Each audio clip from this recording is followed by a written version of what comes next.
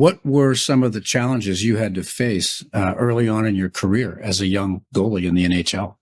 Well, it's like the pressure of playing in front of 20,000 people. I think the media attention, when you play junior hockey or amateur hockey, you don't feel that. You've never heard that. People don't complain about how you play. Nobody really knows and nobody really cares.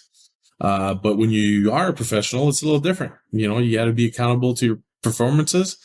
And I think this is where it goes both ways. The accolades are nice, but it could get overwhelming at times too.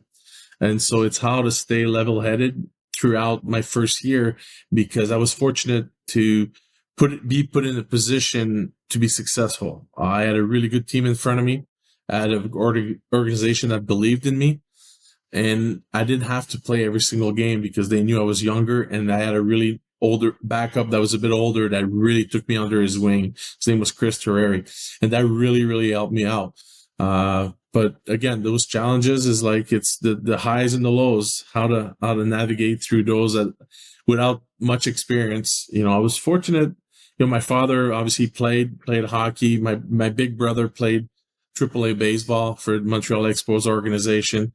So I do have a big sports background a little bit, but I think where that helped me the most is my father was the official photographer for the Montreal Canadiens. So he worked for the Canadiens for 20-something years, even probably more.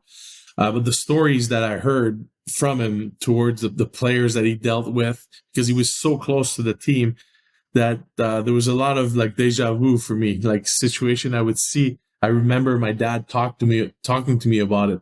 So that was one of the things I could lean on that many other people that didn't have a chance to. So I was fortunate for that. I've heard about this before. Did the media attention ever bother you at all, or did you just kind of shrug it off? I embraced it. I was good with them for the most part. You get good days and bad days, like anything.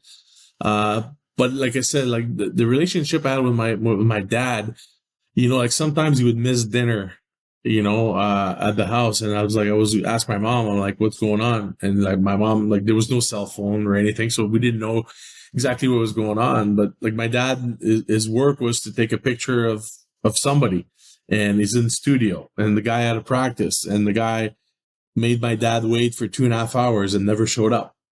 And next thing you know, I heard that story at the dining table, and so obviously when I'm becoming a pro and I'm exposed to these things, the first thing I do is like I leave my stuff and I go right away to the guy, do what I need to do, because I don't want him to say that about me to his family. You don't want to be that guy. Exactly. I love it. So that helped me with dealing with that part of the game that I think if you talk around the league, like people, they understand, like for me, game day or not game day, it didn't affect me to be able to communicate and give my time to them.